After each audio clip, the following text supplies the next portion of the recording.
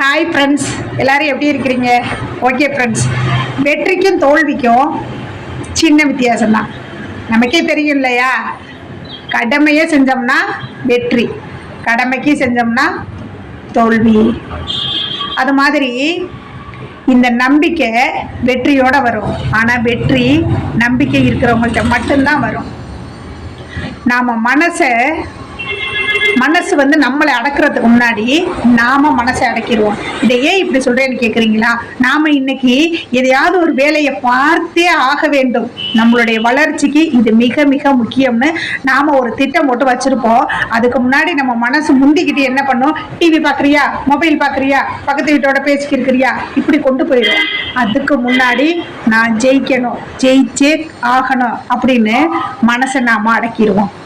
சோதிக்கிறது காலமாக இருந்தாலும் சாதிக்கிறது நாமளா இருப்போம். நாம எடுத்து வைக்கிற அடி